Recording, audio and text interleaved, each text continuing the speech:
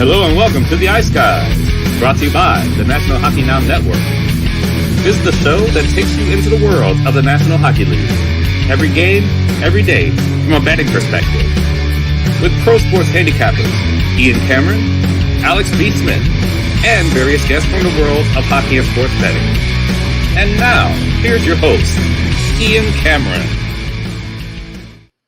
Welcome to the Ice Guys, presented by National Hockey Now, Saturday, January the 7th. It is Ian Cameron, and we have welcoming to the Ice Guys show for the first time. He's going to become a relatively frequent contributor on the show moving forward. Happy to have Kevin Beach joining us here. Follow him on Twitter. I don't even know if he uses the Twitter anymore that he's got, but we put the account there, linked it to him when we posted the link for the show, but you can follow him on Twitter at Beachbody. It's a pretty good Twitter handle, if you ask me.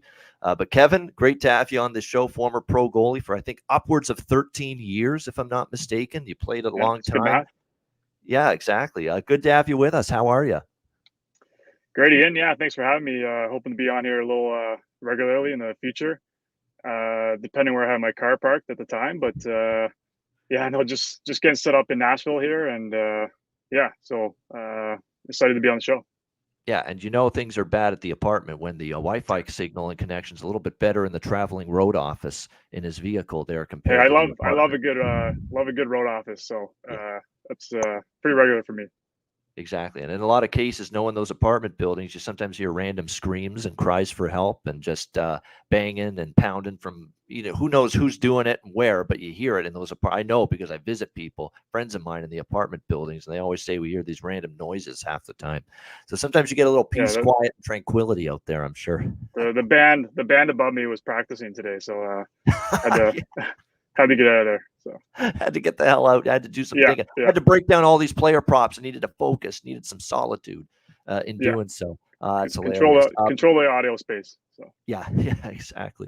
Yeah. Kevin, let's talk about the career a little bit first. First time on the show. This is the only time we'll do it.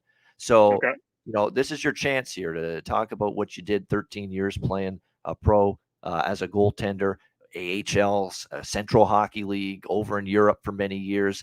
We're never going to visit this subject again. So everything you want to pump up your tires and make it look like this grand career, this is your one shot to do it, Kevin. Don't fuck it up. Try not to drop the ball. I had pretty impressive year able to track all the different leagues and teams I was playing for there. But elite prospect, my friend. That's how it's done. Yeah. No, I was what you would call a journeyman. So saw a lot of different places, kept it moving, started in the OHL, great place to play, Sudbury, Ontario, just a fishbowl of a hockey market there. So had a great time playing there. Had a couple seasons where I was playing over 60 games a year. So really got used quite a bit there, but loved that time. Played with a lot of great players there who, have had awesome NHL careers. So had a lot of fun tracking their careers. That's kind of where I stopped being a fan of teams and just more and more players and tracking guys I know. And then I had my cup of coffee in the American League. Still remember my agent telling me I'm going right from the OHL to the AHL, and I remember asking him, like, are you sure? Like, shouldn't I go somewhere else first to kind of work my way up? But had my cup of coffee there, and then just started the circus of bouncing around everywhere. That sounds like that sounds like the response to his agent of a guy that says, "Oh, you're sending me to the AHL right from the OHL. Holy shit, I'm fucked." Yeah. I remember getting there for practice though. Those guys could shoot the puck. So I remember even our fighter Mitch Fritz. If you remember him, like huge guy. Oh, yeah. He would come down. He had the best shot I've ever seen of anyone. And in practice, I didn't know much about the league. Like he never missed. He would come down, hash marks, bar down every time, like snapshot. And I was thinking, I was like, this guy, he must score 50. Like he's unbelievable. And first couple of games, he doesn't get out on the ice, and we're losing games. I'm like, coach, like put our top scorer on. Like, why don't you put him on? Yeah, he's a depth forward, forcer, Mitch Fritz. I remember our Ice Guardian. If anybody watched that great documentary, Ice Guardians, he was actually in that. So yeah, he finally got making you look silly. Yeah, yeah. He finally got a shift and went out and just pummeled a guy, like two punched a guy. I was like, oh, he's our fighter. So yeah, but you just learn how good the guys can shoot at every level you move up, and yeah, but definitely had a great experience there in Tampa Bay system. Yeah, no doubt. And a lot of years in Europe too, different countries. That must have been fun. All the countries going from Germany Yeah, and so France. so I went to France, the one of the lockouts there. I was supposed to be heading to Reading in the coast, and about 3 days before, a buddy messaged me. He said, "Hey, we just fired our goalie. We're in Paris, living in Paris, and do you want to come in?" And I probably would have done it, but with the lockout, like at that time, I thought, I still had the NHL dream, still chasing that. And with the lockout coming in, I just said, you know what, we're gonna get bounced around. He's living in Paris, France. I'm gonna go do it. I'm glad I did it, but I remember after going there, it was tough to get out of that league because everywhere else in the world was like, you're playing in France, like there's hockey there. Like, what were you doing? Like, did you like teams actually in Germany asked me, they're like, did you not like hockey? Were you on drugs? Like, what were you doing that year? And I was like, no, I was living in Paris, France. Like, we had 6 NHL draft picks on our team. Like, it was decent hockey. It was good hockey. And it was just funny how it was not respected in with other countries after trying to move from France. But I think they would have preferred I took a year off and didn't play in France, which was pretty funny. But it was good hockey there. I enjoyed it, and the city of Paris was pretty awesome.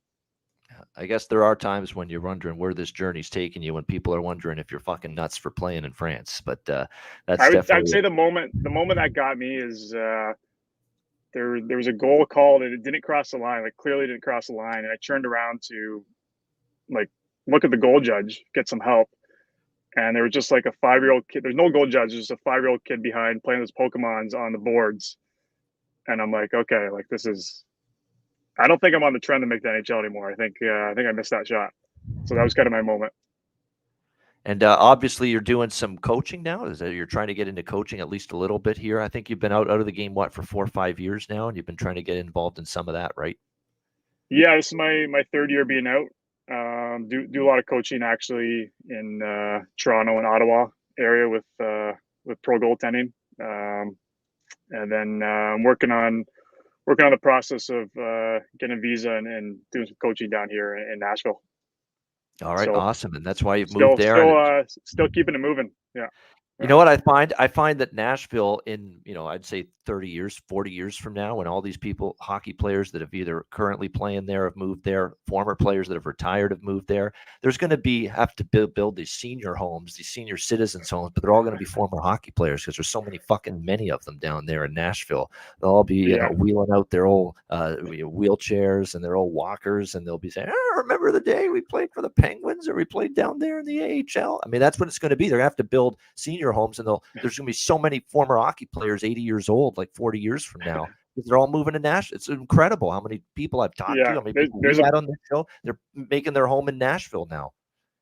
Yeah, it's becoming a hockey hub for sure. There's already a pretty awesome alumni group that skates here a couple times a week, and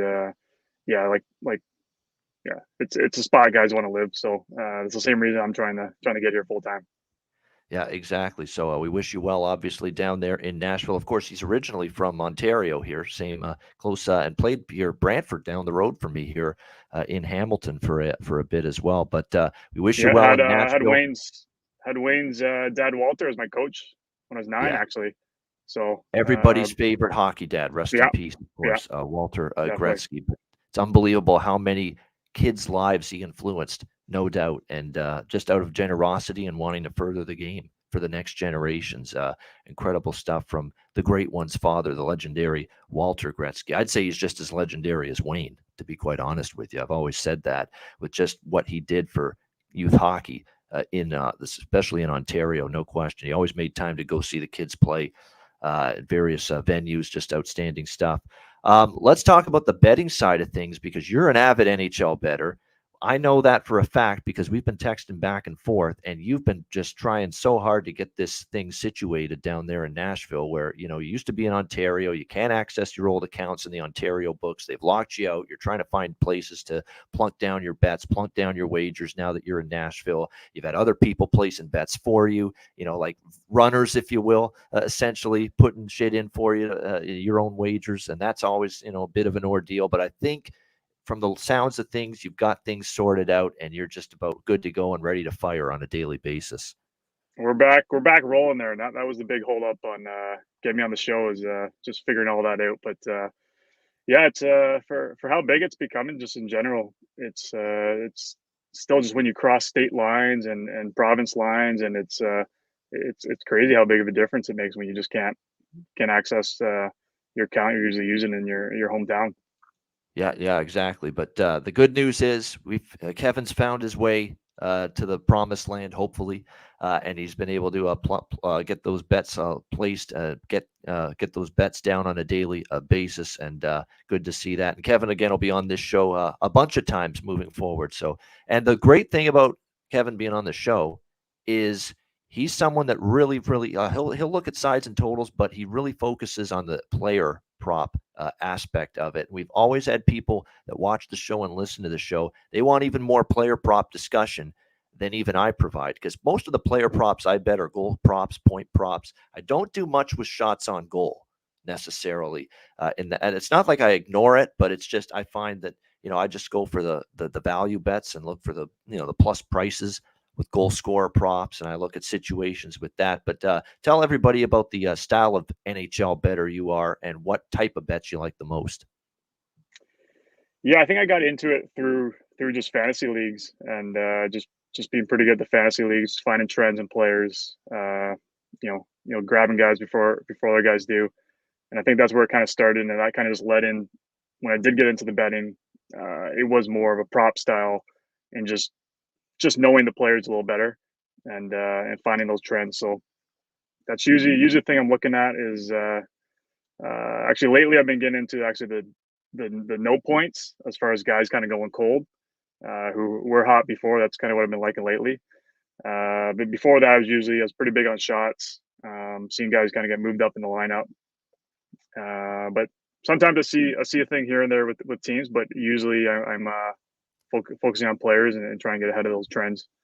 Yeah, exactly. And I've talked about that kind of thing on this show repeatedly with goal scorer props. It's just finding those players going up the lineup. How many games have we capitalized on Michael Amadio for the Vegas Golden Knights? Finally didn't score the other night against Pittsburgh, but boy, oh boy, since he got up to the top line playing with Mark Stone and Chandler Stevenson, he had 5 goals in 6 games, and every game you're seeing books hang a plus 400 and a plus 500 on him to score a goal. It's just those classic fucking great situations you want to take advantage of, because they don't price it properly ever. And I think you could say probably the same thing about shots on goal and other prop markets as well, for players that are going up the lineup, fourth line to second line, or fourth line to first line, or third line to first or second line. So those are great situations to take advantage of.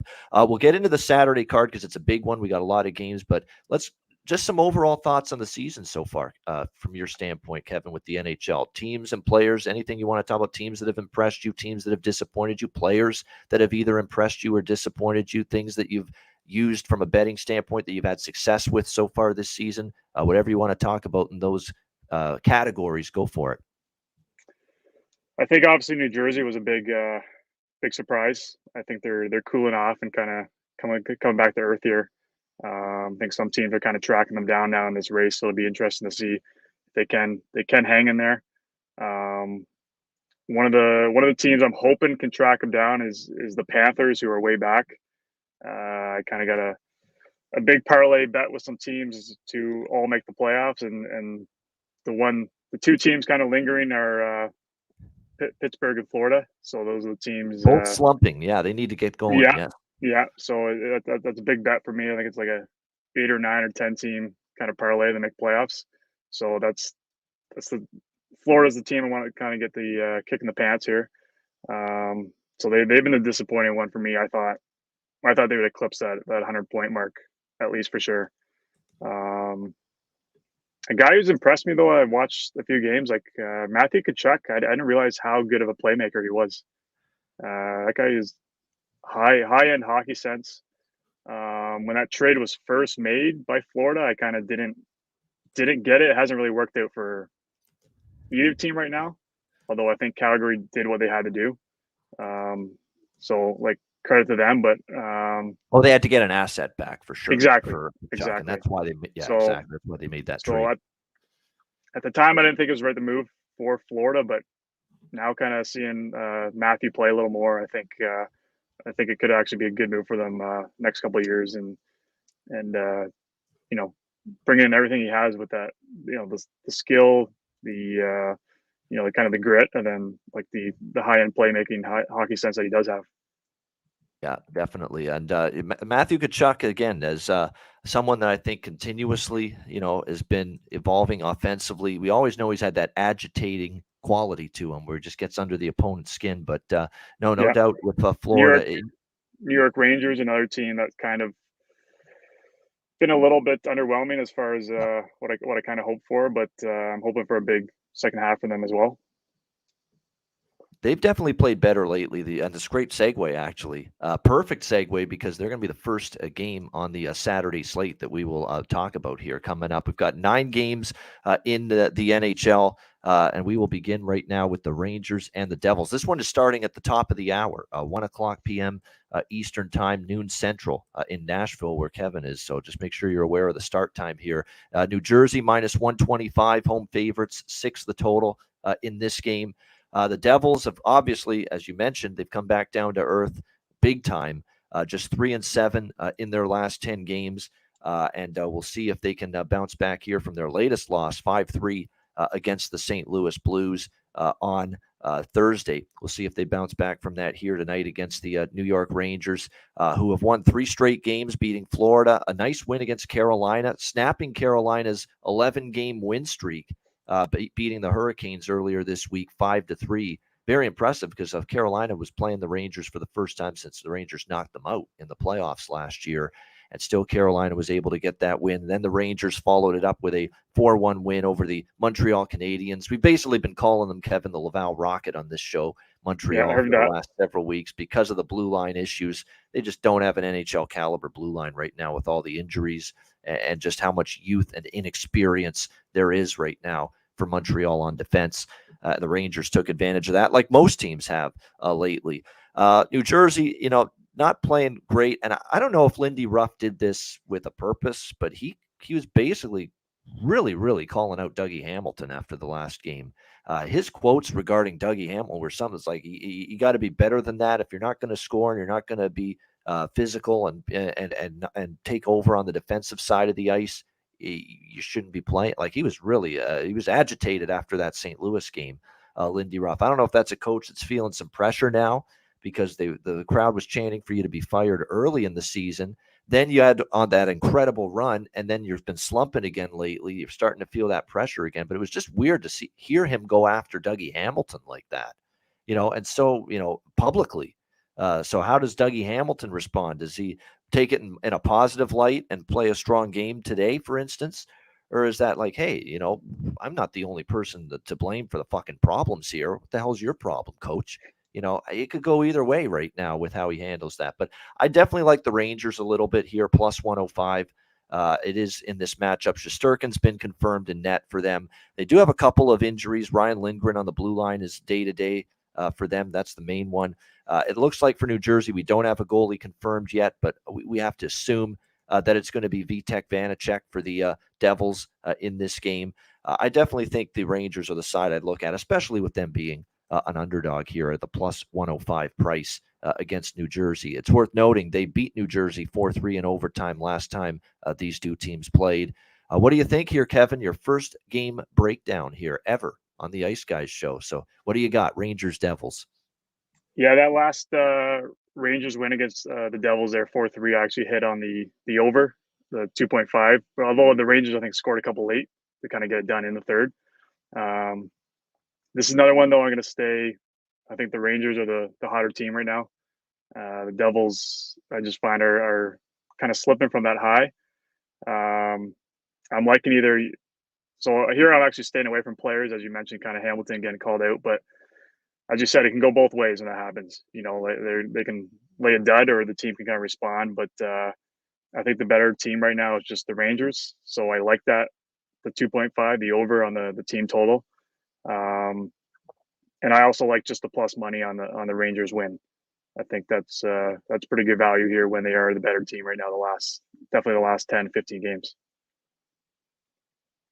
All right, so you know what? I've been recommending that on the show a lot this season, where if you like a team, you can split it between the team total and the money line, or you can just bet the team total. But I think the team total being part of the equation is not a bad way to go. And again, a team total here for the Rangers, you got to lay some juice on it, but still minus 160 or so on the over 2.5 for the Rangers.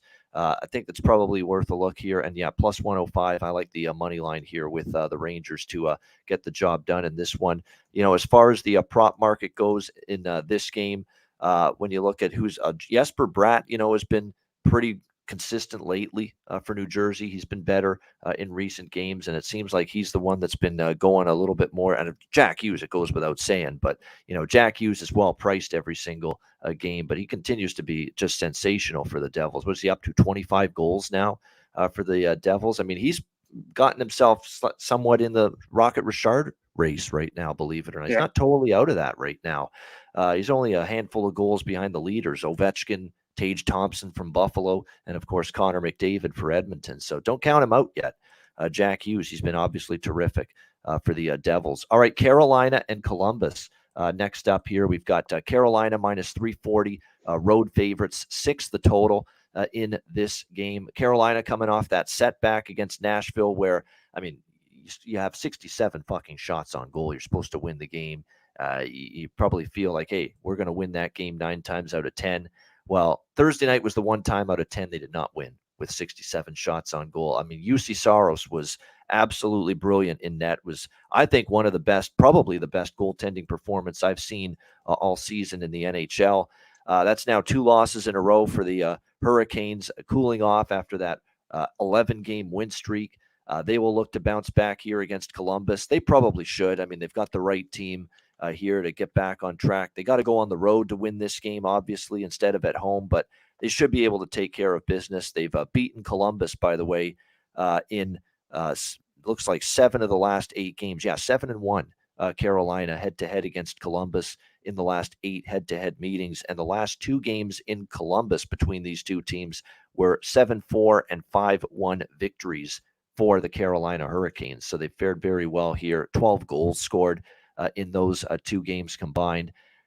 High total, high juice, I should say, with the team total, but I like the Carolina team total over 3.5 here, minus 160. The way I see it is, even though it's minus 160 in a lot of books with the team total over 3.5 for Carolina right now, bet that instead of obviously the money line or even the regulation line. It's still a better price when it's all said and done. We know this Jackets team defensively and goaltending has had issues all season long. They brought Elvis Merzlikins back in his last start, and he struggled once again. We've said it, Alex and I, Kevin, a lot on this show. Merzlikins will not get his form back in net until he gets out of Columbus. He's got to get out of there. He needs a new home. He needs a fresh start, a new change of scenery. That traumatic incident with his countryman and his teammate Matisse Kivlenieks, also one of his best friends, the firework incident, you know, it's just shaking him up. I think it's just as much mental, you know, as it is physical for Elvis Merzlikins with his struggles. He just needs to find a new home, get a new start, I think. Until he does, I don't see him turning his game around. He hasn't been confirmed in net yet today. We don't know who will be in net. Kochetkov projected for Carolina. Korpisalo is currently projected for Columbus, but we don't have confirmations there. It is worth noting they're still a banged-up team, as always, Columbus. They've been riddled with injuries for a long time. They're still without, you know, Werenski, Bean, Blankenberg, 3 starting defensemen, Tessier out, Robinson day-to-day, Shinnikov, Danforth, Boone Jenner, the captain, Voracek, all of them on IR for Columbus. So it feels like, even though I faded Carolina, it took Nashville plus 200 against them on Thursday, just because, you know, they had the big long win streak. They had it snapped by a team that knocked them out of the playoffs. I could see them maybe having a tough time initially getting back on track. But I think today is the day Carolina gets back on track against a team that obviously they've had great success against. So for me, it'll be Hurricanes team total over 3.5. Got to lay some juice, -160, but I think it'll be worth it. I think this team gets to 4. What do you think here, Kevin? Hurricanes, Jackets? Yeah, pretty well the rest of the day today I'm going to be on props, but this is another one, a team one that just stands out too much. The Canes had that 11-game heater, beaten by the Rangers, and then as we kind of texted about, we said often when a team's on that big of a win streak, they drop one, it just seems like they can't get it back right away, and they often drop 2. But it took, they fired 67 shots at UC Saros, so it's not like they weren't firing there. So I think the Jackets are in trouble this game. It just looks like for sure the Canes are going to get it back on the tracks. So I was looking at 2. I was looking at over 3.5 the total for the Canes. I also like the puck line. That's -122. So a little better value on the puck line. And I was also leaning towards that a little more just because they can win in so many different ways. They could shut it down for 3-1 game, but they also could pop off. But definitely, I think the Jackets are in trouble today. All right, so liking the team total and also a little puck line as well for Kevin here with the Hurricanes. It's -1.5, around -120, by the way, for the puck line here. I don't play that often, but this was one that just kind of popped out to me today. Yeah, definitely. And prop wise, did you look at any? Did you like any props in this game or no? This was one. I'll be pretty heavy props here. Moving on, but this was one I just saw the team so valuable that I wanted to jump on it. Yeah, definitely. The prop that I've been going back to the well with consistently all year, Kevin, for the Carolina Hurricanes, and I'm going to talk about them. Those of you in the 90s, I always do the song. You know it. If you're from my generation, moving to the country, gonna meet Marty Necas. Marty Necas for the Carolina Hurricanes. He's been terrific. He's on, I believe, a 7-game point streak right now as well for the Carolina Hurricanes. 8 points in the last 7 games for them. 4 goals during that span. So any way you can find props from Necas, and over shots on goal is always a decent consideration for him. He's gone several games where he's had 3, 6, 8, 5 shots on goal. Marty Necas has been a great prop player all season for the Carolina Hurricanes. All right, Minnesota Wild, Buffalo Sabres. The rest of the games now are tonight. Those are the 2 afternoon games that we just talked about. The rest of the games on this Saturday card are tonight. Minnesota, Buffalo, Minnesota -120, road favorites, 6.5 the total across the board. The money's starting to come in on Minnesota a little bit here as it's gone up from -115 to -120 here in this game. It'll be interesting to see how this one plays out, but Minnesota's off back-to-back wins against St. Louis and Tampa Bay, 5-2, 5-1. Buffalo, meanwhile, a very impressive overtime victory against the Washington Capitals, 5-4. They've played really good hockey, 7-1 for the Sabres in their last 8 games, bolstered, of course, by Tage Thompson, who has just been brilliant and fully deserving of being the first All-Star participant for Buffalo this year in the All-Star game. He's had an incredible season, no question about that. We'll see if Buffalo can keep their run going here. It's worth noting here, Buffalo's actually beaten Minnesota 4 of the last 5 head-to-head meetings against the Minnesota Wild. They have played this Minnesota team very, very tough, winning 4 of the last 5, including 2 of the last 3 here in Buffalo, including 5-4 the last meeting of last season, March the 4th. Sabres beat Minnesota 5-4 as home underdogs. This is an interesting one because you've got Minnesota, who have been pretty good on the road and at home. I mean, they've got pretty much 12-8 at home, 10-7 on the road. Buffalo's actually been better on the road than they've been at home. They're only 8-10 here at home, but I'm leaning Buffalo. I don't know if I want to jump in front of Minnesota, though. They're just playing so well also, and especially at the defensive end of the ice. That being said, with these 2 teams, particularly the matchups between them here in Buffalo, the last 3 between them in this building have trended toward the over. I could see the over being a decent way to go here. I do like over 6.5. I might pull the trigger on Buffalo still for a smaller bet because they have confirmed Ukko-Pekka Luukkonen, UPL, as they call him in Western New York, in that this kid's getting better, Kevin. You're a goalie. You're a great person to talk about obviously the form of a goaltender. I find this guy is getting better with every start, more confidence. I remember on that road trip where Buffalo beat Colorado and they beat Vegas back-to-back. It was Ukko-Pekka Luukkonen who was just immense in the third period of both of those games.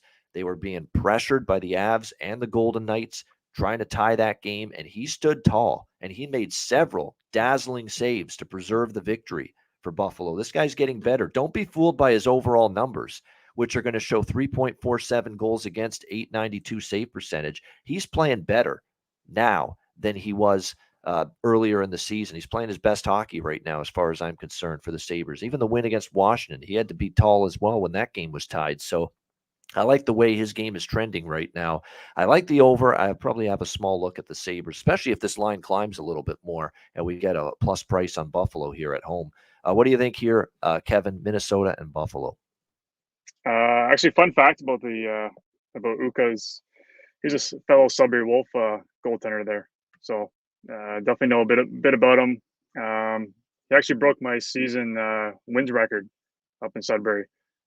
He smashed it. But which I didn't know I had until he smashed it. There was a big article about him.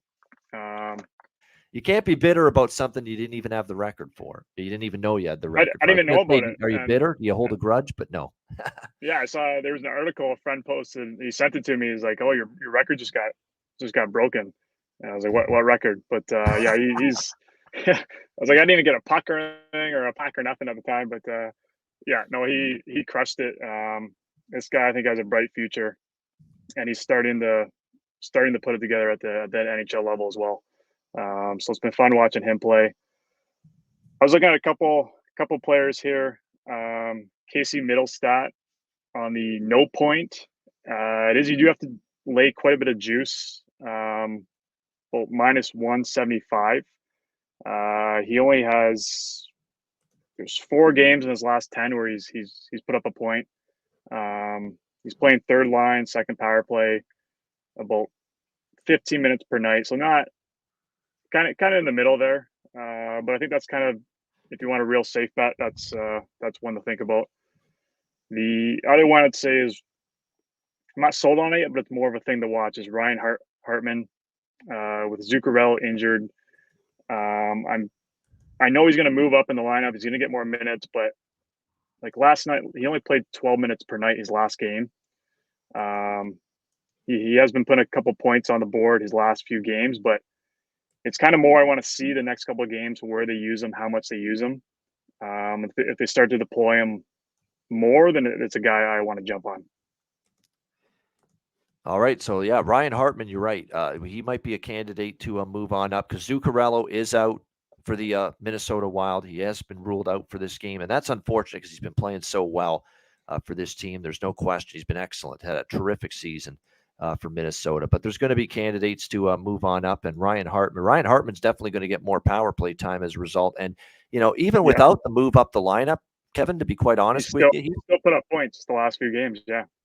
Exactly. He's still probably worth a look from a prop perspective, regardless of whether he stays pat or he moves up. Because you look at what he's done here the last 6 games, he has 5 points in the last 6 games, 3 goals. Yeah, and that's playing, last 2 games, 12 minutes, 15, 13 minutes. So he hasn't been playing a ton.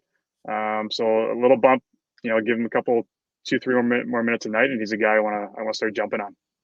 There you go. So a good prop look there, Ryan Hartman here in this one. Of course, when it comes to Minnesota, again, the lines, now these are current line combinations: Steele, Kaprizov, Boldy, Greenway, Eriksson, Foligno. Right now, they've got Hartman still third line with Freddie Gaudreau and Brandon Duhaime. But again, we'll see if that changes before puck drop. Because keep in mind with the Saturday games, this is important to point this out. I don't know if I don't even know if I've said this on the show before, and Kevin, you might know this, but when the Saturday games take place, often the coaches, especially the road teams, they don't speak to the media until like an hour or 2 before the game. The coaches, they don't have the morning skate, press conference. The home teams usually do on the Saturday game, but the road teams usually, if they're flying in, they'll talk 2 hours before the game. So we may not know for sure what the lineup combinations are going to be for Dean Evason in Minnesota until like 2 hours before the game. So keep an eye on that. So check back, if you're rotowire.com, dailyfaceoff.com, all the different sites where you can get lineup information up to the second. Check them, an hour before puck drop. You'll probably have more accurate information at your disposal, definitely at that time for this game. All right, next up here on the Saturday slate, Seattle and Ottawa. We've got Seattle minus 115, road favorites, 6 the total across the board in this game. The Kraken, they cracked, no pun intended, the Toronto Maple Leafs the other night, 5-1. It's very unfortunate for Toronto because they had a great start. They didn't score, and then Seattle gets the first goal, then they tie it, and then it's 2-1 Seattle, and then Toronto kind of just shriveled after that, almost like they got defeated. Like, oh my gosh, we're not playing that bad, and here we are, we're down 2-1. And then they started to fall apart, crumble defensively. They give up a breakaway. Jared McCann gets behind the defense, and they end up losing 5-1 to the Kraken in that one. So good win for Seattle. That's now 3 in a row for them as they're starting to heat up again as they take this act on the road here against Ottawa. Ottawa, though, at home here, the last 2 games, 7-1 combined score, defeating Buffalo and Columbus. Buffalo's playing great hockey right now, and Ottawa beat them 3-1. The only loss Buffalo's had in their last 8 games. And then they shut out the lowly Columbus Blue Jackets 4-0 after that. It looks like in terms of goaltending tonight, we don't have goalies yet for this game confirmed. Martin Jones and Anton Forsberg are projected in this game, but neither one has been confirmed as of yet. So keep an eye on that. By the way, Vanacek has just been confirmed for New Jersey in the game against the Rangers. Fleury has been confirmed for Minnesota as well, worth noting there. And in this game here, it looks like we've got Forsberg likely the goalie, but not confirmed. We just don't know who it's going to be for Seattle, Martin Jones or Grubauer. I would think Martin Jones, honestly, because he got the win against Toronto 5-1 the other night. As far as this game goes, this is a tough one for me, at least from a side perspective. With the way Seattle right now is trending in terms of goals, I mean, they've scored a whopping 14 goals in the last 3 games and 5 goals to start this road trip in each game. I'm definitely interested in an over here with Seattle and Ottawa, but not so much on the side. Seattle's playing well. Ottawa's starting to play a little bit better. So I'd rather not go against either side here in this spot. What do you think here, Kevin? Kraken, Senators? Yeah, I'd say both teams are kind of warm right now. Like Ottawa just won 2. As you mentioned, the Kraken have won 3. So as far as a team thing, I was kind of staying away from it. There's 2 things we're looking at. Wenberg for a point, he's pretty big plus money, plus 132. He's playing about 18 minutes a night. Like, he's playing quite a bit. He's not playing much power play, which is the only thing that worries me. But he's got 3 points in his last 2 games. Not a ton before that, but they're using him a lot. So he's playing a lot. I like the value. I like the plus money on that. The other guy I was looking at, who again is kind of more in the Ryan Hartman situation where I just want to kind of monitor for a couple of games, is Burakovsky. He only has 2 points in his last 10 games. He's still playing quite a bit, like he's playing 17 minutes a night. But his value for no point is minus 124. And he's still getting enough usage that if I see that drop another minute or 2 in ice time, I'm going to jump on him because he has gone pretty cold since he had a hot start to the season. He's gone cold, so he's a guy I'm thinking about. But I think on Wenberg, I like that plus money with how much he's playing, even strength 5-on-5 right now. Swear you've been watching this show many times before jumping on for the first time here on the show, because how many times have I talked about Alex Wenberg and how he's, I think, turned his game around, honestly. Remember, he was with Columbus. He was with Florida for a bit, and there was always high upside with him. Very, a prospect that had a high ceiling at one point. It didn't work out, in those 2 places. And sometimes you just need to find that right fit. Looks like he's found it here with Seattle. He's definitely played the best hockey of his career here with the Kraken, no question about that, and making the most of his opportunity here with this second-year franchise. He's had the ice time. He's had the opportunity. I'll tell you one that I like here for Seattle. And you talk about you need a change of scenery sometimes, and you go to a new place, and suddenly you're feeling it, and it gives you a shot in the arm and a boost, and you flip the switch, you hit the reset button, all those fucking cliches. Ellie Tolvanen right now for the Seattle Kraken, someone that was used to play where you are right now, Kevin, Nashville, with those Predators. And sometimes, you get claimed off waivers, and all of a sudden, you get an opportunity to prove, hey, a second chance, prove that, hey, it's going to go better than it did in the first place. And Ellie Tolvanen's responded for Seattle. He's been in the lineup for 3 games with the Kraken since he got picked up from the Predators off waivers, and he's got 2 goals and a point in every game. 3 points, 2 goals in the 3 games that he's played so far for the Seattle Kraken. So he's my favorite prop for them tonight, Ellie Tolvanen. I heard you jump on him the other day, and you've done well with him. Only thing that worries me is they're not using him a ton, but he's getting the job done with his deployment right now. Exactly. That you're right about that. He's right, and I can tell right now.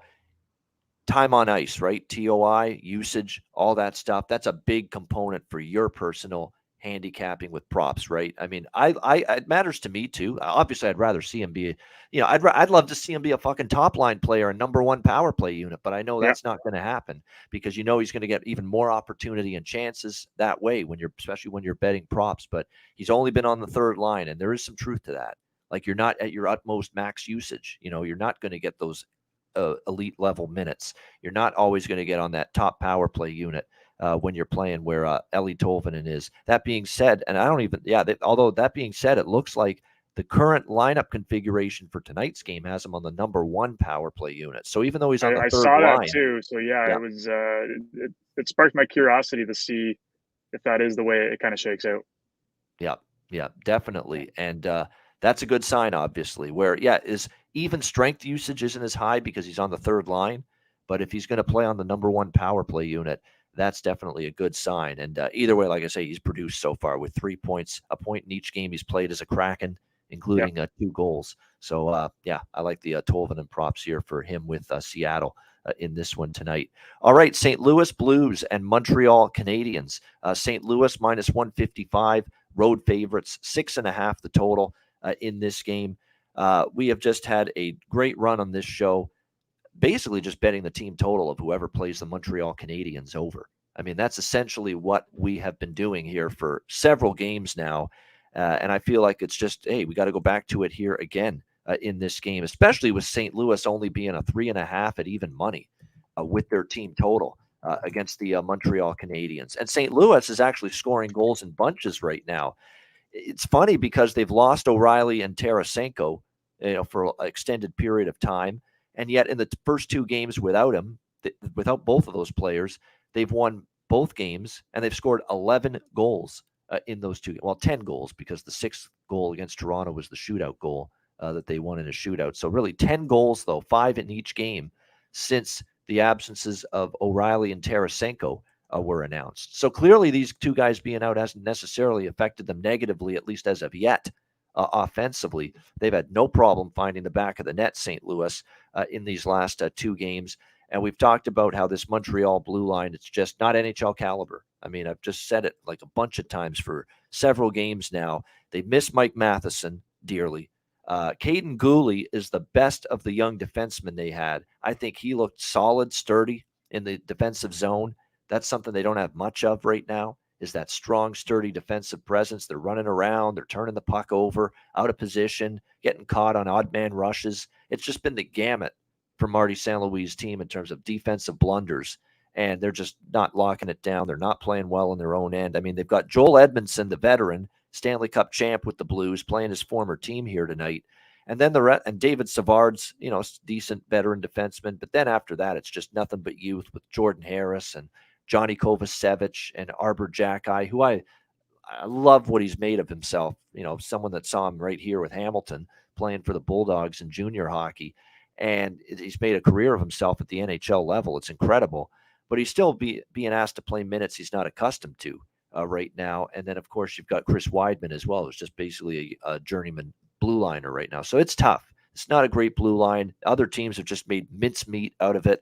You look at Montreal the last several games, they give up 4 to the Rangers, 6 to Nashville, 9 to Washington, 7 to Florida. And that's just the 4 games since the Christmas break when the injuries really started to mount. And they also lose Brendan Gallagher, who doesn't give you much offensively, but he's not bad away from the puck. So that hurts you defensively too. Brendan Gallagher being injured for the Canadiens. So, yeah, I like St. Louis team total here, over 3.5. I also like the full game over, but much like I did with the Rangers-Montreal Canadiens game the other night, I had a little bit more on the team total because I wasn't sure Montreal would score enough. And it's a good thing I did because it ended 4-1 for the Rangers. It stayed under the total, but the team total for the Rangers still cashed over 3.5. So I like St. Louis here, team total over 3.5, minus 108. That's my primary bet on this game, and a smaller bet on the full game over. What do you think here, Kevin? Blues and Canadiens. Yeah, Ian, other than my one prop here, I'm on the same page. I was looking at over total game 6.5. For me, I had a minus 110 price. The over for the Blues total over 3.5 was giving me plus money, plus 102. So I'm leaning toward that being the better bet. I kind of have that same thought that, yeah, if the Canadiens can't pop a few in, then it could stay under that high total. So with it being a better rate of return, I think I like the team total. The prop I'm really liking here is with O'Reilly out and Tarasenko out. I like the Robert Thomas over 1.5 shots. Doesn't typically shoot a lot, but his usage, his time on ice has definitely gone up the last few games. He's hit it the last 4 games. 3 of those games include O'Reilly being out, including the game he was injured in. And it's plus money. It's paying plus 110 on Barstool where I was looking. So if you can get plus money and one where his usage is up and he's been hitting it routinely, that's one I'm pretty happy to lock in.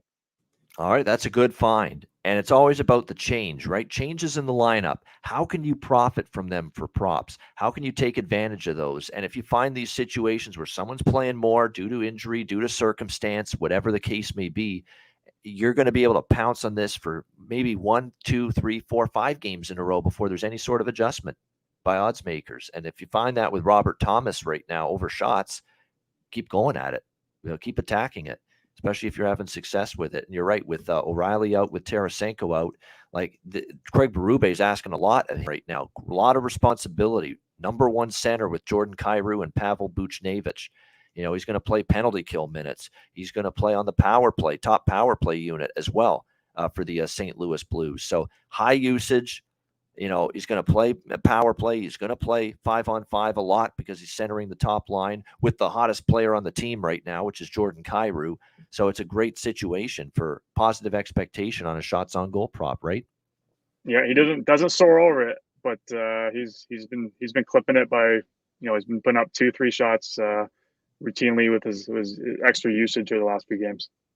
Yeah, he's got a little Mitch Marner in it. Well, Mitch Marner from prior to this year and prior to the end of last year, where he pass all the time. Play make, never fucking shoot the damn puck. And he's got some of that in him, Robert Thomas. He does look to dish a lot, but, all you need is 2 shots, and Mitch Marner used to be that way. He scored 2 last game, so hopefully that keeps him motivated to shoot the puck as well. Exactly. Even though you're thought of and you try to be a playmaker more than a scorer, a goal scorer, you see the puck start to go in and you start to think to yourself, it's just subconscious thing. Like, hey, I can score goals. I'm going to shoot the puck even more now. So, and that's definitely feels good. And you want to keep going when you start to have that feeling that you're scoring and contributing in that regard. So I like the thought there with Robert Thomas there for the shots on goal prop. All right, we will get to the second half of the NHL card for this Saturday slate in just a second. 213 live viewers. Hit the like button. We appreciate it very much. Again, we've got 4 games left, and we will get to them right after we hear from our sponsors, Gramco. All right, whether you or your team's game is on the field, screen, racetrack, or the ice, Gramco is for the game.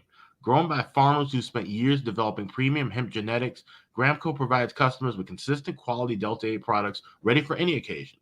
Gramco currently offers numerous Delta 8 products such as vape cartridges, disposable vapes, pre-rolls, gummies, wake and bake coffee, and more. Gramco offers an enjoyable legal high delivered discreetly and directly to you, and is also available at many American retailers as well. Get the best Delta 8 cannabis products on the market, shipped quickly and discreetly from Gramco. If you visit www.thegramco.com, use promo code ICEGUYS, you get 25% off of any order, and all orders on the site that are $50 and higher are shipped free with standard shipping. So live elevated with Gramco and check out their wonderful Delta 8 products today.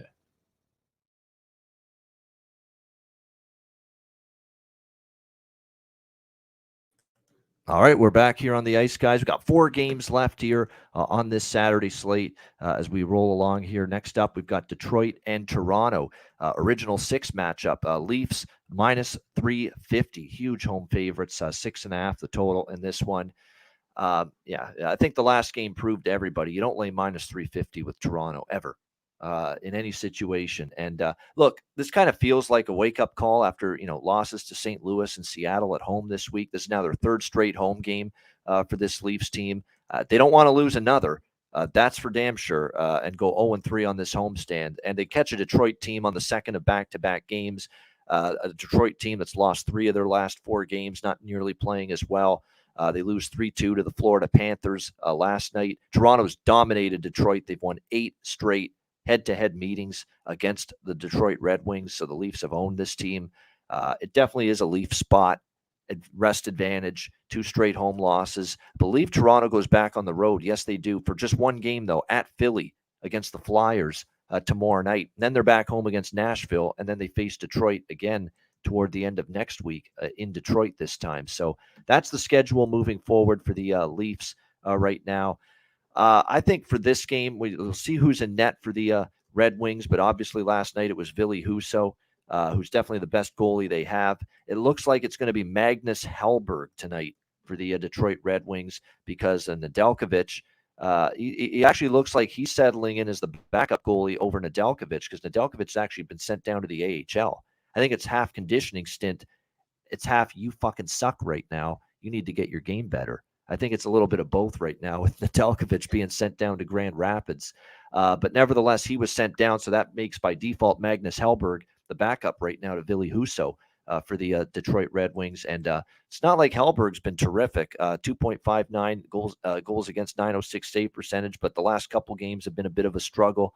The 5 goals allowed to the Buffalo Sabres in the 6-3 loss. We'll see how he fares. He was better, though, against Ottawa. He did get the victory in his last start with the 4-2 win against Ottawa, but it's just too big of a price here to trust Toronto. Toronto should win. They've dominated Toronto, or they've dominated Detroit, rather. They've owned this series. But boy, oh boy, I mean, you're asking them to lay minus 350. I'm not looking to do it. I'd like to bet their team total, but it's 4.5. If you have BetMGM, you could actually bet over 4 for a little security and lay a price. That would probably be what I'd be most interested in here tonight in this game. I would rather do that than take Toronto anything, money line, regulation line, or puck line. And do you know why that is? Because there's no team that's had the worst combined save percentage of their 2 goalies in the last month than Toronto. Samsonov and Murray, their games have both trended downward lately.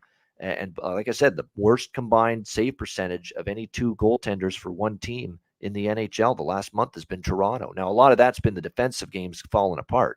We've talked about this, Kevin, this theory that they had no Morgan Riley, TJ Brody, Jake Muzzin, 3 starting defensemen out. They tightened up. They played as a 5-man unit defensively, great structure. Then they get Brody back, and then they get Riley back, and all of a sudden they're playing loose again. And they've forgotten that defensive structure. And the forwards aren't helping the defensemen as much because, we're healthy again on the blue line. I don't need to do fuck all helping out on a back check anymore. And the result has been, they're not playing great defense now, even though they're getting healthier. You would think it would be the reverse. We're decimated on the blue line with injuries. We're going to be worse defensively. And then when we get everybody back, we'll be better. It's been the opposite for the Toronto Maple Leafs here. So they've got to figure it out. And we'll see if they do here tonight. The closest I am to pulling the trigger on a bet here would be Toronto team total, but only at the BetMGM book where I can actually bet half goal increments with the team total because I'd rather have the security of in case they score exactly 4 goals, it ends up being a push. So Toronto over 4 minus 125 at BetMGM. I am interested in that one. What do you think here? Or you could do, also, it's not a bad bet here. The combo bet. You could do same game parlay on Bet365 or Pinnacle offers, a combo bet as well, side and total. You could do Toronto money line and over 5.5 for the total goals in the game. I think that's pretty good. I think this game can get to 6 goals.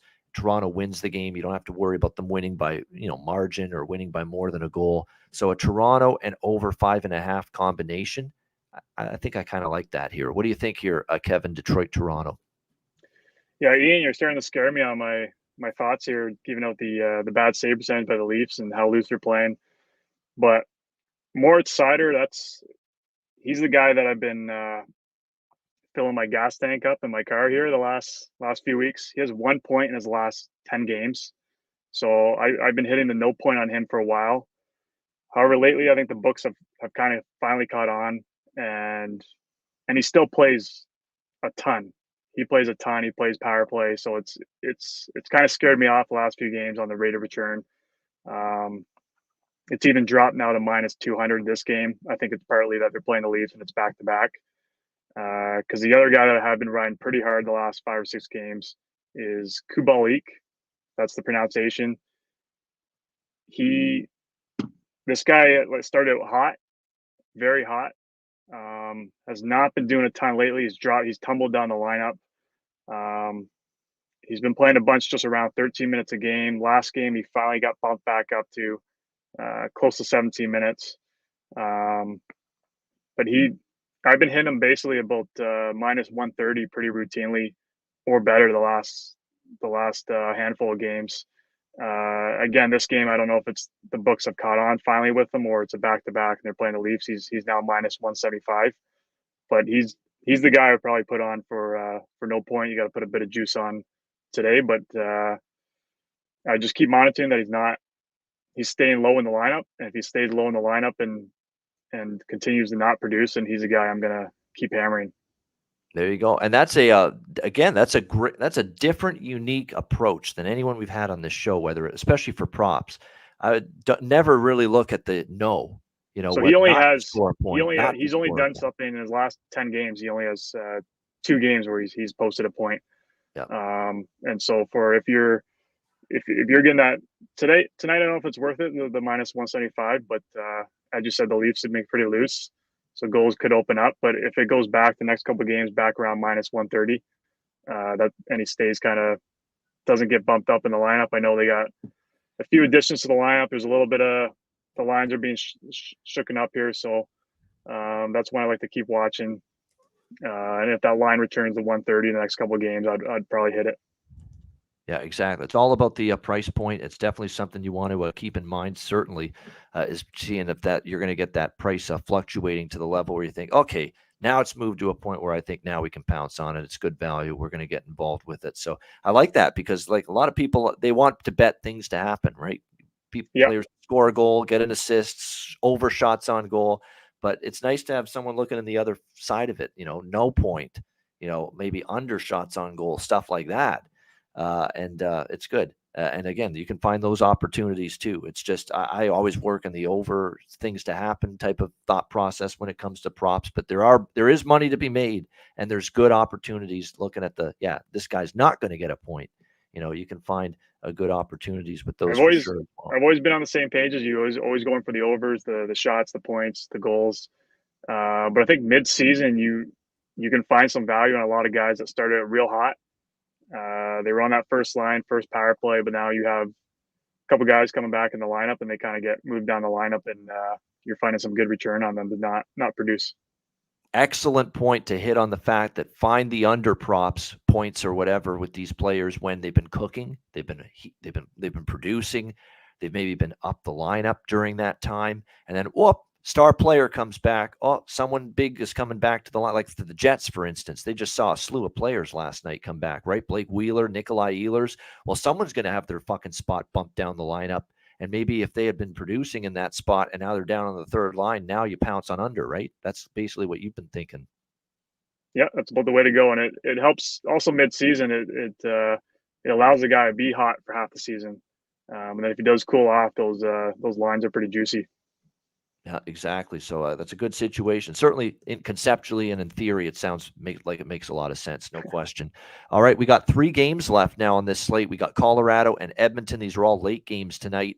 Edmonton minus 120, minus 125 in that range as home favorites. 6.5 the total in this one. Yeah, this is arguably my favorite side on the board tonight. I like the Oilers here, minus 125. I'm just ready to say, you know what? Colorado is not figuring it out. Colorado is still not playing good hockey. And until they do, I'm not backing this hockey team right now. That was the low point, even, believe it or not, of all these losses that they've suffered lately. I mean, the Toronto loss was against a good team when you look at it. The Vegas loss, 3-2. Vegas is, always capable. LA's been playing better lately. But losing to Vancouver 4-2 and having a 2-0 lead, and then it just unravels before you can blink, and it goes to 3-2 in favor of the Canucks just like that. Shockingly bad from the Avalanche. You got Georgiev spazzing out. Did you ever snap your goal stick across the crossbar, Kevin? Did you ever get that fucking pissed during a game that's like, I got to vent my frustrations? People probably wanted me to get that pissed, but I was just too calm of a guy. But some of my coaches would have liked to see me get a little more angry, probably. Yeah, sure. Get a little more fire in. Sometimes the coaches like to see it. So yeah, you're damned if you don't. You're damned if you do. If you do it, people are saying, "Hey, you're spazzing." If you don't do it, they say, "Hey, you're not into it." So it's a tough life for the goalie. Yeah, you don't care. And you know what? He was upset that Makar was blocking his line of sight on that third goal, and that's why he snapped his stick. I couldn't even see it. And then he goes after Makar after he snaps the goal stick on the crossbar. He goes right after Makar in his face, and it's like you can see he's just giving it to him. Yeah, that you shouldn't be doing to your star defenseman. That's the thing. It's not like you're doing that to Aki Berg back in the day from the Toronto Maple Leafs. I mean, the guy that was a whipping boy for the Leaf Nation back then. You're doing that to maybe the best defenseman in the league. You realize that, don't you, Alexander Georgiev? I mean, maybe cool it. I mean, it's one thing to do that to like the 6th defenseman when he's screwing up in front of you. That's Cale Makar. And you can probably count on one fucking hand how many times he's going to make a mistake on the ice. So it's not so much that he did that to a defenseman, it's who he did it to. It's Cale Makar, rock star that is Cale Makar. I mean, holy goodness. I mean, give him a break. He's excellent. I mean, he made a little, you couldn't see, maybe as well as you wanted with that shot. I mean, it was shocking that he did that to Makar. That's all I'm saying with that. It's not shocking he did it like he ripped the defenseman as they ripped that guy who's excellent. And it was just shocking to see that. But how do they respond now? I mean, they're just not in a good way. I thought getting Nate McKinnon back would really bolster this team, and they haven't won, believe it or not, with McKinnon back. They have not won since he's been back. 0-3 since McKinnon returned against Toronto. They're struggling right now. On the road, this team is 10-8, not great. And Edmonton's obviously had this game circled. This is their first time playing Colorado since last year's Western Conference final loss to the Avalanche in the playoffs. And all the talk is, all right, we finally played our most, and it was. I watched that Islanders-Oilers game. That was the best team game, complete game I've seen all year out of Edmonton. Offensively, defensively, Jack Campbell was actually good for the first time maybe this season in net for the Oilers. It was just a great, complete team game from Edmonton. It'll be back to Stuart Skinner in net tonight once again for the Oilers in this one, even though Campbell was good against the Islanders. No confirmation who's in net for Colorado. Georgiev projected, but no confirmation there. Still are banged up. Manson's still on IR. Byram's still on IR on the blue line. Dennis Malgin, who they got in a minor trade with Toronto, is day-to-day. Evan Rodriguez is back on the injury list again, day-to-day. Big Val Nichushkin is out once again for the Avalanche. So, Colorado struggling, still missing some key pieces. Edmonton is trying to get a win streak going. They've said all the right things, that we loved our game against the Islanders, but it doesn't matter if we step back on the ice and we lose the next one. We've got to get on a run. We've got to become more consistent.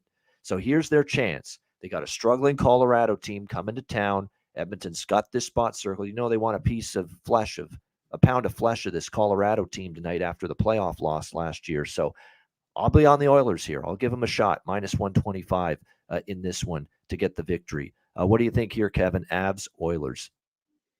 I'm going after a couple players again for nothing to happen for them. So we'll stay on that angle. I got two I'm looking at. One I really like. One I'm I like it, but it's something I want to monitor in the next couple games. With McKinnon back, JT Compher, he's gone. His last game, he played just under 20 minutes. Okay, that is his first time in 17 minutes. He hasn't clipped over 20 minutes. This is a guy that was routinely playing 25 minutes, 27 minutes a night. Just crazy time on ice for that guy through all these injuries. So he did pile up some points during that time, but he's on the ice half the game during this time. And even through that, he's only had 4 games where he's posted points in the last 10. So even though he was playing 24 minutes, 23 minutes, 25 minutes, like he wasn't like he was piling up points every game. So his rate there is minus 107. It's almost even money. Considering he was still only had 4 games in the last 10, and he was playing that much, and now he's going to drop down under 20 minutes with McKinnon back. That's one I'm probably going to start jumping on pretty hard the next few games. The only thing that scares me is he's still listed on the top power play unit at the moment, and that's the only thing that kind of I have reservation about it. If he drops off that, then I'm going to hammer that pretty hard as guys come back in the lineup. The one I do really like though is Alex Newhook, another guy who's tumbled down the lineup. He's minus 130 for no point. He only has 2 points in his last 10 games. He's not on that top power play anymore, not on that top line. He's really fallen off his usage, and that's a guy I'm pretty safe at hitting on that minus 130.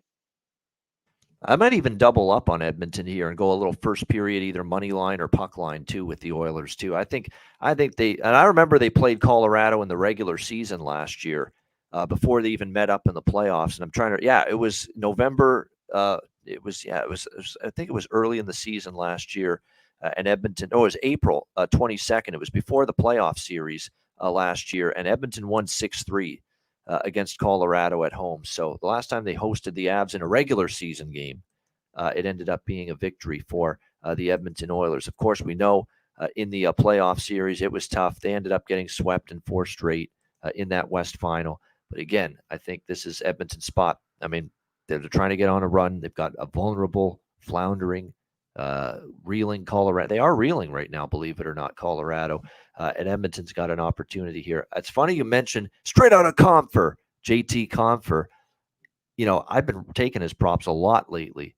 But now you're saying, okay, he's going to fall back. He's not going to get as much minutes. You're already seeing TOI start to decrease for him the last couple games. And that makes sense because you're going to gradually see more and more players come back. I totally agree on Newhook. Newhook's someone I was looking to bet when they first suffered all these injuries. He's done really not much with that opportunity. Even on the second line, you know, he might even move down eventually, but even on the second line where he's been, Kevin, he hasn't done much the last 10 games or so.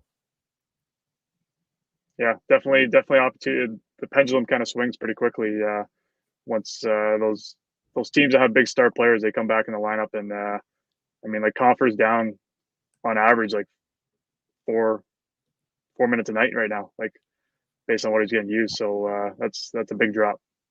Big drop indeed, no question about that. All right, 2 games left. LA Kings, Vegas Golden Knights. We got Vegas minus 150 to minus 160. Home favorites, 6 the total in this game. Should be a good one. Kings and Golden Knights, of course, just recently these teams played each other in LA, and it was Kings getting the victory back on December 27th, 4-2. Remember, Vegas was beaten up to shit, you know, going into that game. They were extremely riddled with injuries, and they're still not fully healthy, Vegas, but man, they're in at least a little bit better shape than they were before. They're still on the blue line, though, issues. White Cloud, Alec Martinez, Shea Theodore, Daniil Miramonov are all either questionable or out, and that's 4 of their top 6 defensemen. Now, they've managed to overcome it. It's kind of weird, but you know how they've played, but that's 2 games in a row with these decimated injuries on the blue line that they've actually held teams to 2 goals, Colorado and Pittsburgh. In those 2 victories, 3-2 over Colorado, 5-2 over Pittsburgh. You know, they played pretty solid in their own end, even with all these injuries, but going to be tough for I think tonight against LA, LA's starting to play some pretty good hockey, better offensively as well. You look at LA, the last 6 games, 4, 5, 2, 3, 2 in their last 5 games. They've been able to find the back of the net.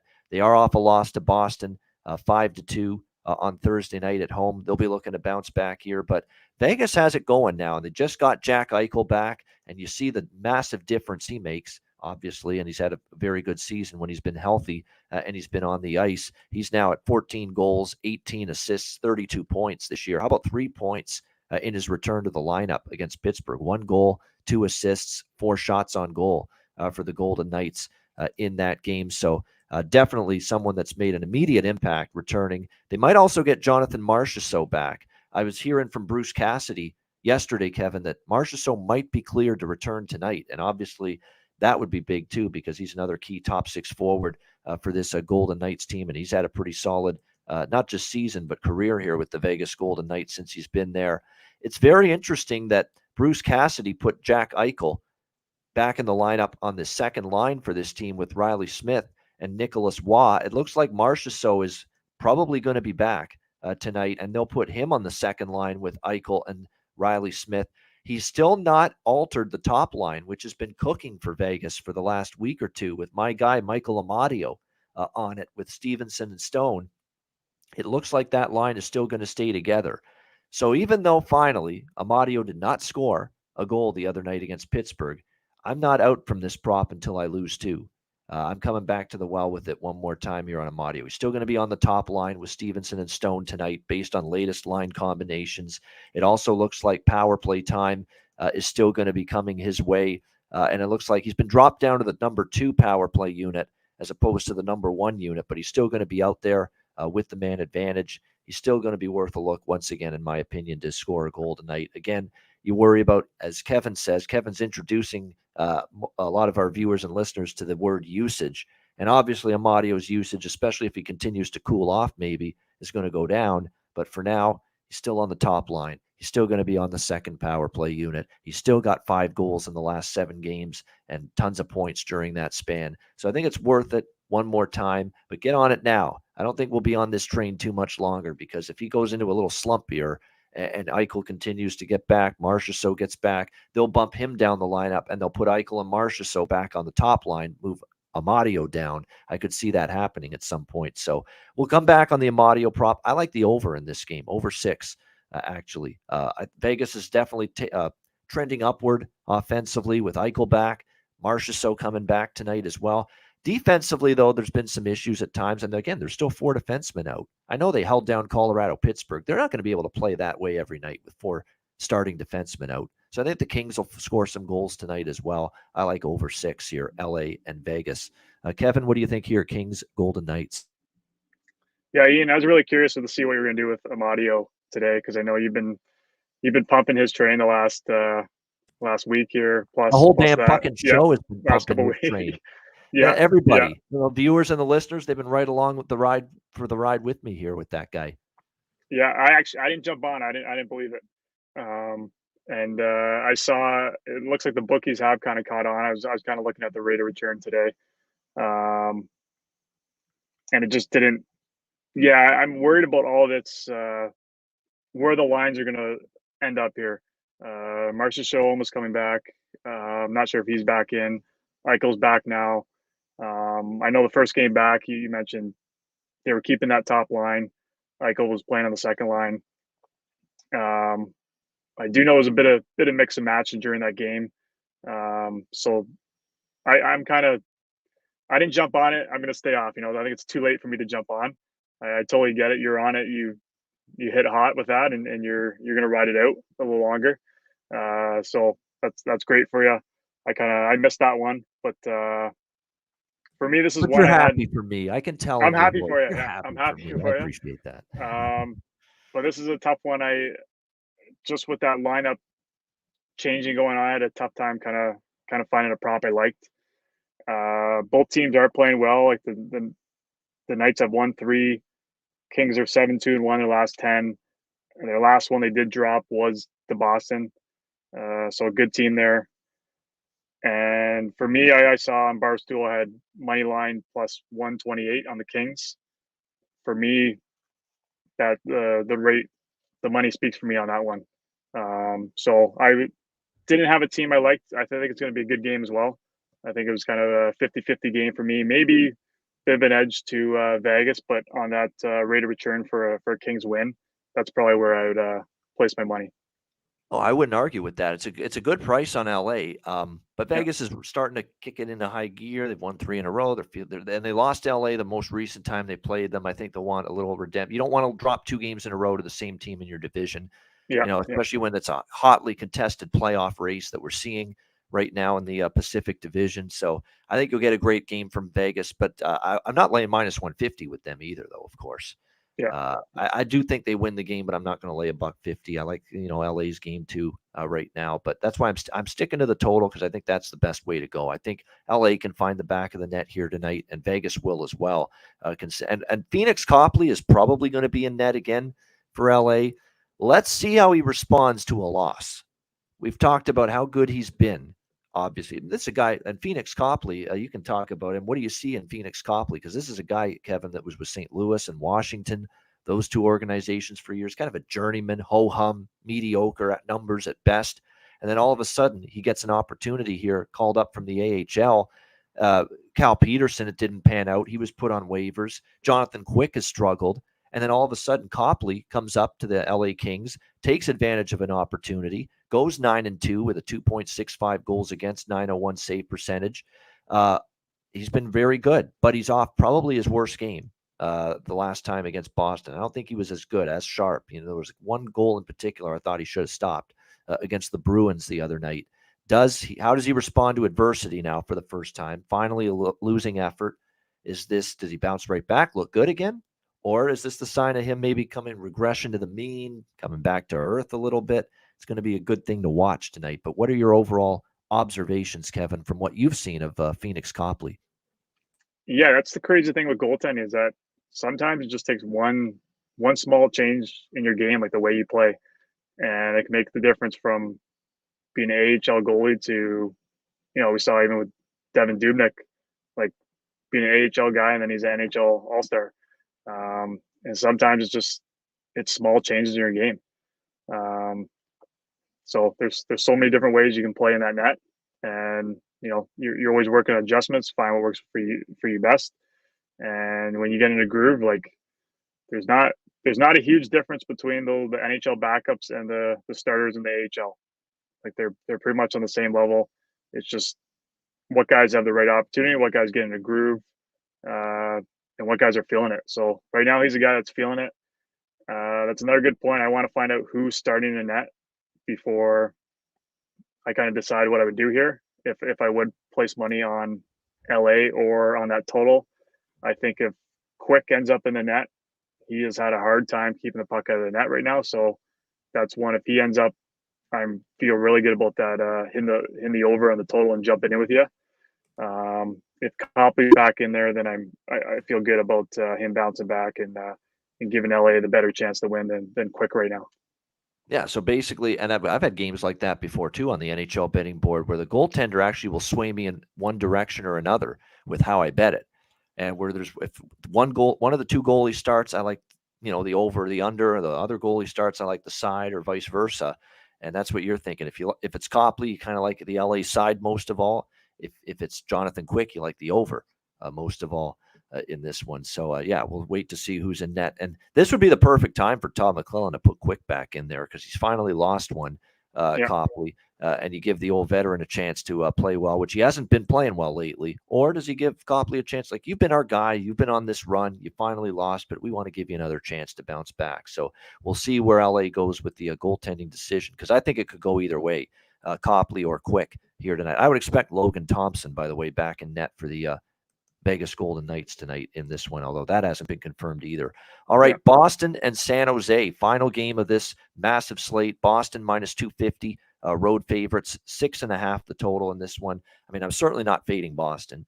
There's no question. I did it the other night with LA, and Boston got the victory 5-2. I was so impressed with the Bruins because they fell behind in that game. They battled back.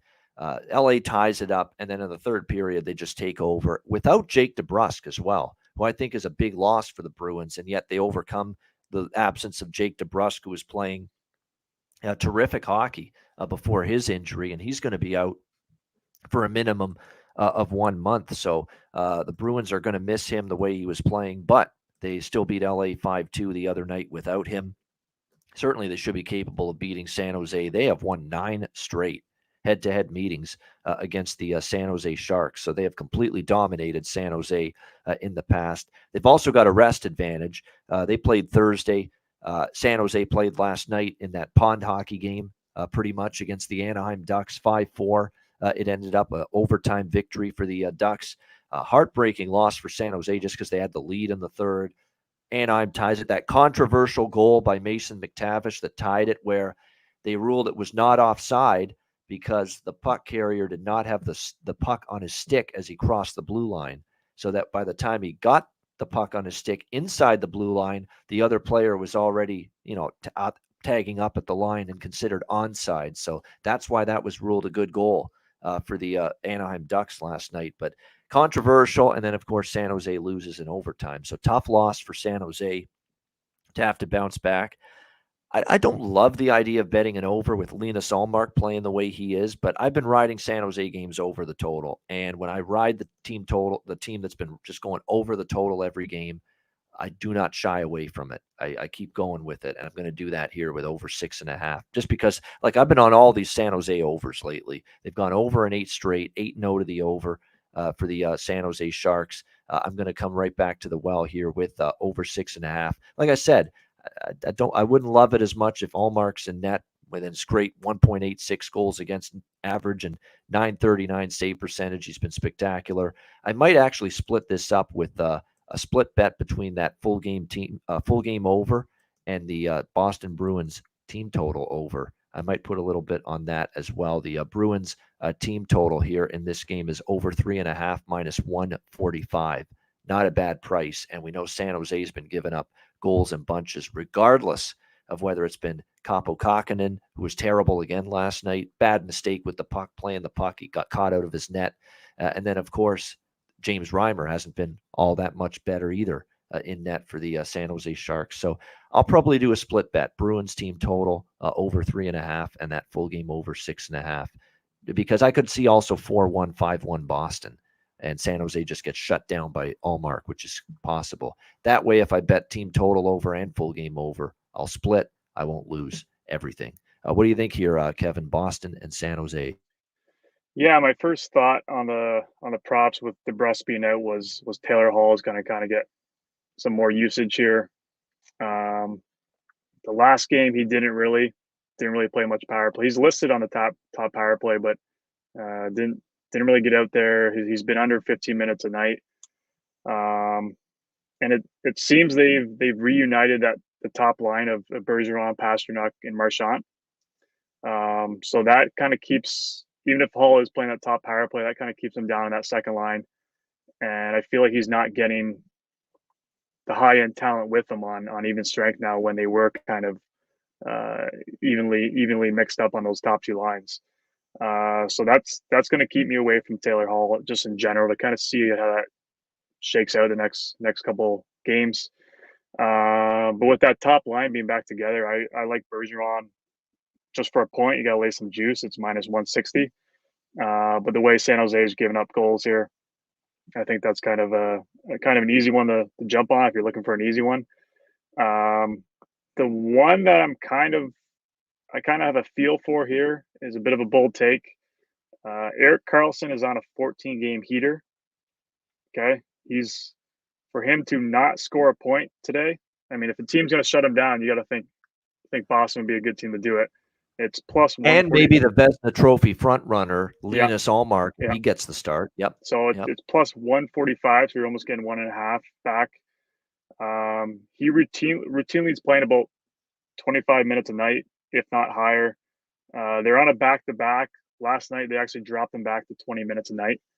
So I'm curious. He squeaked out an assist last night. And I'm thinking in his back-to-back, they might just use him another 20 minutes a night again tonight, and they've kind of pulled back his usage on these back-to-backs. So based on that, playing in Boston, shutdown team, his usage is down. I think with how juicy that line is, I think this could be, with how good he's been this season. It's a bit of a bold take to jump on that one, but I think if there's a spot where this 14 game heater is going to stop, it could be on this game here. All right, I like it. Wow. Erik Karlsson, who has just had a remarkable, bounce back year. He's been healthy. He's found his offensive game at a high level. I mean, 13 goals, but more importantly, 41 assists, and more importantly, 54 points for the San Jose Sharks. And he is on, as Kevin alluded to, this incredible 14 game point streak. Kevin is saying it ends tonight. How about that for and he likes it. The no point prop here for Erik Karlsson tonight in this game against the. I'm gonna because you're so bold on this, and you're saying this is where it ends for a guy that's had a 14 game point streak. I'm gonna tail that bet. I'm gonna put some my money. I believe in you. I believe in you. Yeah, I think the juice is worth the squeeze on this one. Yep. Yeah, you don't want to fuck up your Ice Guys debut. I believe in that. No. Yeah. So there you go. This is like, it's not his audition. He's coming back, folks. But still, he wants to perform at a high level in his very first appearance with his new team here, if you will, the Ice Guys. Although I think there's someone in the chat that says he should maybe consider putting the skates back on. Someone had a great chat. There it is. Grinch. They need Mr. Beach on the Sharks. There you go. Beach with 2 E's, by the way. I just want to point that out. And he's not related to Kyle Beach because his name is Beach. We're talking about Kevin Beech. So there is a difference there. So just want to clarify that before everyone gets confused there. But yeah, I like the support though to get me back out there. But there you go. Exactly. Yeah. And I think San Jose's, close to calling you because, I mean, it's been with Reimer and Kokkonen. I mean, it's been rough. And look, the defense hasn't helped them out either. They've had a rough go of it on the blue line with the play in front of the goalies too. But definitely the goalies have had a tough season here in San Jose. Great stuff. Hell of a first show for our guy, Kevin Beach. He'll be on with us a bunch of times throughout the rest of the season, whenever he can make it. He'll be on a lot on Fridays, Saturdays, and Sundays. I think that's what you told me, right? Those are the 3 days that you're available the most. So we'll try to get you on Fridays, Saturdays, Sundays as much as we possibly can moving forward. Awesome. Thanks, Ian. Yeah, we're looking at probably weekend slots, those big slate of games. Yeah, exactly. And this was a huge slate of games. Now get ready. The pressure's on, Kevin. Great job. First appearance on the show, but your first best bet coming up to wrap up the show. Start thinking of one. See what you got, and we will come back with best bets. And by the way, patreon.com/Ice Guys. Sign up, just $10 a month. Daily betting card posted there for the show. Goalie charts, totals charts, power ratings, and more. Patreon.com/Ice Guys, just $10 a month. We will be back with best bets to wrap up the show right after we hear from our great sponsors, Manscaped. Support for the Ice Guys is brought to you by Manscaped, our good friends at Manscaped, who are the best in men's below-the-waist grooming. Their products are precision-engineered tools for your family jewels. Manscaped's Performance Package, the ultimate men's hygiene bundle. Join over 7 million men worldwide who trust Manscaped with this exclusive offer for you, courtesy of the Ice Guys. Get 20% off of any purchase and free worldwide shipping with the promo code Ice Guys. That's promo code Ice Guys, all one word, ICEGUYS at manscaped.com. If my math is correct, that's about 400 million balls that you can help preserve with manscaped.com using the promo code Ice Guys. You get the Performance Package 4.0. It is a game changer. The Lawnmower 4.0. It takes care of this, among other things. It'll keep you trim as can be. The Lawnmower 4.0, waterproof. Same thing with the Weed Whacker, which takes care of your ear hair, nose hair. I mean, nose hair in particular. I'm getting up there in age, and nose hair is becoming definitely more of an issue. This will take care of it. It feels like someone's tickling the inside of your nostrils sometimes. It pisses the hell out of me. It bothers me. I need to take care of that shit.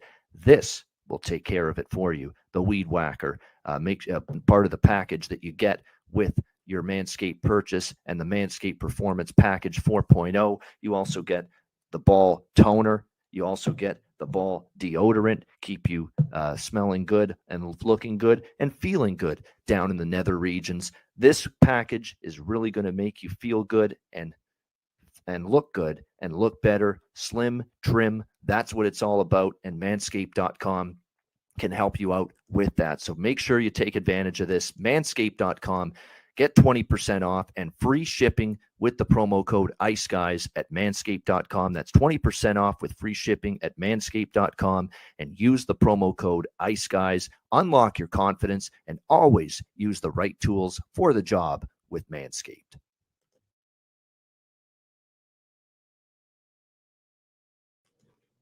All right, we are back here on the Ice Guys Show, and it is time for Best Bets to wrap it up. Kevin, your first ever Ice Guys Show Best Bet. Make it count.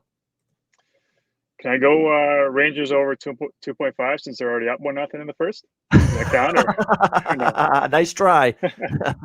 Yeah, we're gonna go with Robert Thomas over 1.5 shots.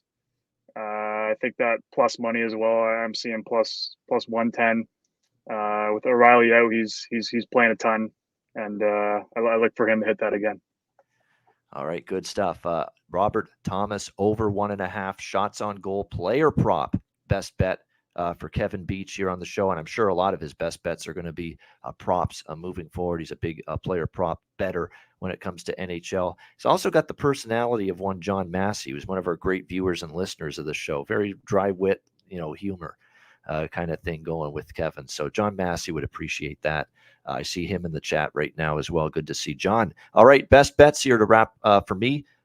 Edmonton. I'm going with the Oilers here. I think this is a great situation. They're primed for this game. Facing Colorado, swept their ass in the Western Conference Final last year. Redemption for Edmonton. They catch Colorado at their most vulnerable, not playing good hockey. You're blowing 2-0 leads in one period to the Vancouver Canucks. You got problems. And Colorado has problems right now. Edmonton minus 125 against Colorado. That is going to be my best bet here for this Saturday NHL card. And that'll wrap up this edition of the Ice Guys. Thanks to everyone in the chat for joining us. Hit the like button on the way out. A reminder, the Ice Guys is live 7 days a week, Monday to Friday, 2 p.m. Eastern, Saturday and Sunday, noon Eastern. If you can't watch the show live, download the Ice Guys podcast in audio form on all major podcast platforms: Google Podcasts, Apple Podcasts, Spotify, Stitcher, iHeartRadio, Amazon Music, and more. Download the Ice Guys podcast when you can't watch the show live. Great debut from Kevin Beach. We'll have him on a bunch of more times. Thanks to him for joining us. For Kevin Beach, I'm Ian Cameron. Have a great Saturday. Enjoy the games and good luck. And we will talk to you again tomorrow on Sunday. Alex B. Smith back in the house tomorrow for the Sunday edition of the Ice Guys, presented by National Hockey Now.